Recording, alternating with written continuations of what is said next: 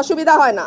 একজন আমাকে ধাক্কা দিয়েছেন, পাঞ্জাবি পরা, হ্যাঁ একজন ধাক্কা দিয়েছেন, তারপরে আমার লোক তো বসে থাকবেন, আমি তো একজন মহিলা, এবং পরে যখন আমার লোকজনকে মারধর করেছে আমার লোকজন জবাব দিয়েছে।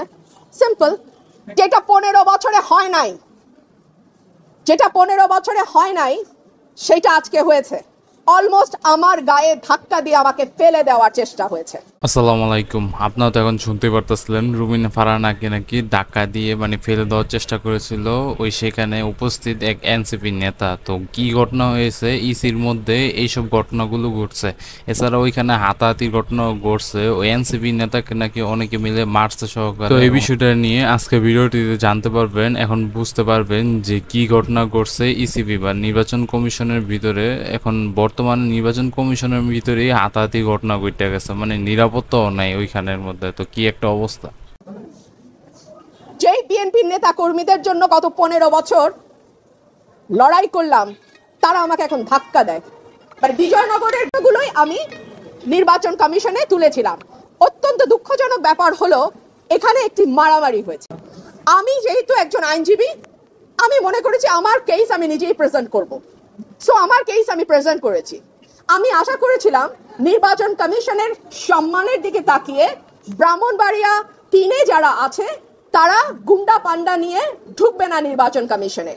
মূলত সেখানে ইসির মধ্যে ঘটনাটা ঘটছে যে সীমানা নিয়ে, দুইটা ইউনিয়ন, 3টে ইউনিয়নের সীমানা নিয়ে ঘটনাটি ঘটে। তো রুমিন ফারহানা বলছে যে তারা একই ইউনিয়নে থাকবে, কিন্তু ওইদিকে অন্য যে ইউনিয়নের লোকেরা তারা বলে যে না, তারা আলাদা ইউনিয়ন হিসেবেই থেকে যাবে।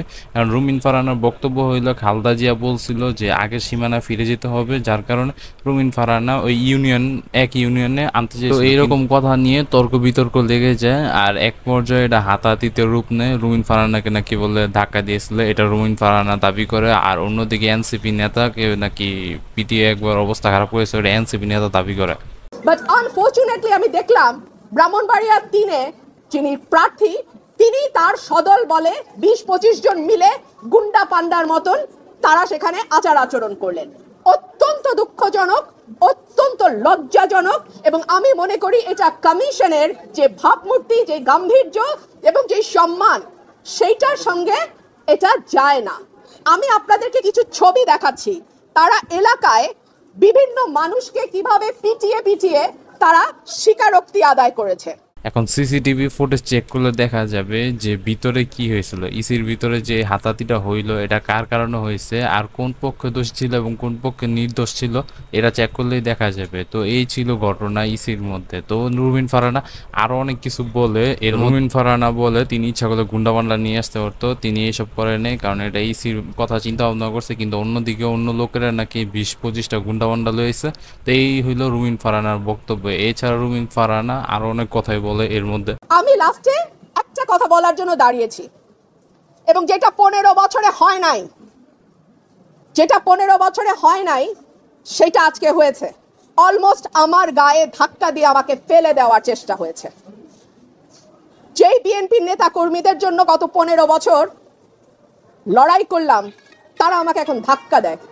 তো ঠিক আছে, ধাক্কার বদলে তো ধাক্কা আসবেই, তাই না? সেটাই হয়েছে। তিনি যে এই কথাটা বললেন, এই কথাটা নিয়ে আপনাদের যদি কোনো মতামত থাকে তাহলে অবশ্যই কমেন্ট বক্সে লিখে যাবেন। এই কথাটা আমি কিছুই বুঝলাম না। বিএনপির লোক নাকি তাকে ধাক্কা দিছে, আর যে বিএনপির লেগে কাজ করছে বিএনপির লোকই নাকি ধাক্কা দিছে। তো এই বিষয় নিয়ে আপনাদের কি মতামত, ওইটা অবশ্যই কমেন্ট বক্সে জানাবেন। আর আপনাদের মন্তব্য দ্বারা আমি বুঝতে পারবো আপনারা কি চিন্তা ভাবনা করছেন এই কথাটা নিয়ে। আগে একটা সীমানা নিয়ে যদি এইরকম আচরণ আমরা দেখি নিজের দলের মধ্যে, who knows নির্বাচনে কি হবে।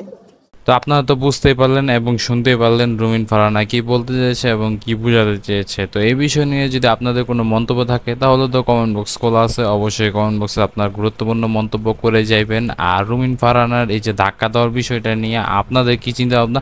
আর আরেকটা কথা হইলো যে রুমিন ফারহানার যে বললো যে বিএনপি লোকেরা নাকি এই কাজটা করছে, তো ওই কথা নিয়ে আপনাদের কি চিন্তা ভাবনা, তো এটা অবশ্যই কমেন্ট বক্সে লিখে যাবেন। তো এই ছিল আজকে ভিডিওতে, দেখা হবে নতুন কোনো ভিডিওতে। সে পর্যন্ত ভালো থাকবেন, আল্লাহ হাফেজ।